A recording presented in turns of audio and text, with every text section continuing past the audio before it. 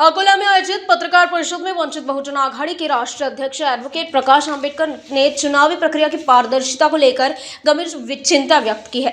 उन्होंने कहा कि केरल, तमिलनाडु, असम और पश्चिम बंगाल में हुए चुनावों को लेकर सुप्रीम कोर्ट में नई याचिका दाखिल की जानी चाहिए।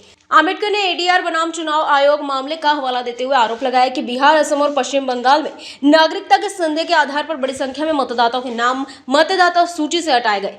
उन्होंने दावा किया कि पश्चिम बंगाल में 90 लाख से अधिक मतदाताओं के नाम हटाए गए हैं। उनका कहना है कि नागरिकता तय करने का अधिकार गृह मंत्रालय का है, चुनाव आयोग का नहीं। इसलिए संबंधित राजनीतिक दलों को चुनाव परिणामों को न्यायालय में चुनौती देकर चुनाव प्रक्रिया की निष्पक्षता पर पुनर्विचार की मांग करनी चाहिए।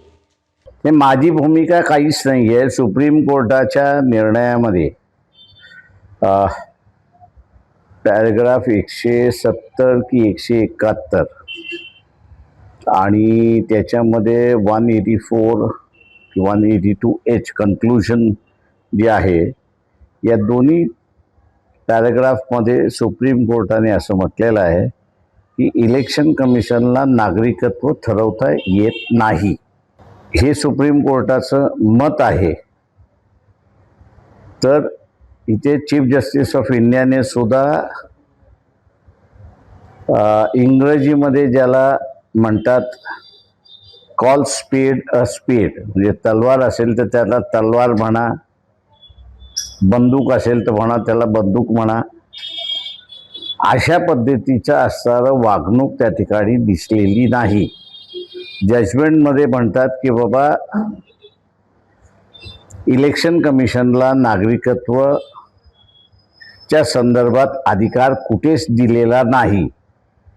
त्याच्यामुळे प्रश्न हा उभा असतो की हे नागरिकत्वाच्या नावाखाली इलेक्शन कमिशननी 90 लाख मतं आसाममध्ये, तेवढीच मतं असताना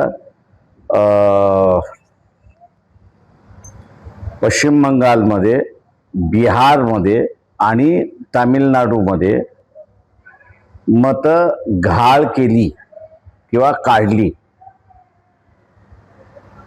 काढण्याचा अधिकार नसताना सुद्धा काढली। त्यावेळेस राज्यघटनेप्रमाणे हे फ्री आणि फेअर इलेक्शन आहे का, हा प्रश्न त्या ठिकाणी उपस्थित राहतो। आणि म्हणून मी असं म्हणालो की काँग्रेस आसाममध्ये,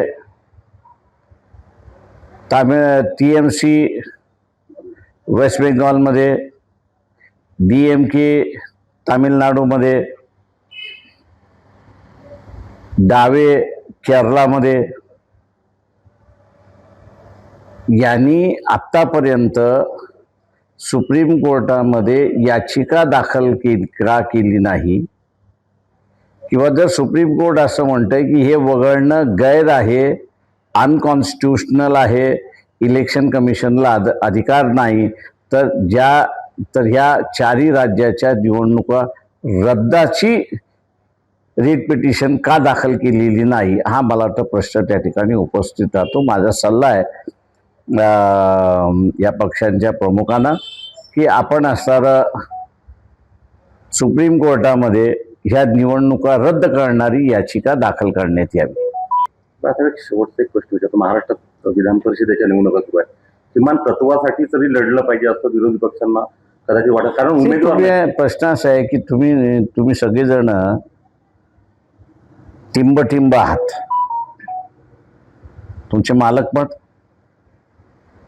तुमचे एडिटर पण आणि तुम्ही पण। विरोधी पक्ष या देशामध्ये राहिलाय का? कोणतरी दाऊद इब्राहिम बरोबर आहे, कोणतरी जुन्या गोष्टींमध्ये अडकलेला आहे, असं सगळं कॅरेक्टर आहे। आता ही थोडी राजकीय पक्ष आहेत, यांना आता आपली सत्ता याच्यासाठीच पडलेला आहे। देश राहिला काय न राहिला काय याच्याशी कोणालाही घेणं देणं नाही, इव्हन रुलिंग पार्टीला सुद्धा। एक पक्ष पद्धतीला समजत नाही। तुम्ही एक पक्षीय म्हणताय, मी असं म्हणतोय की तुम्ही विघटनेच्या रस्त्यावर चाललेला आहात।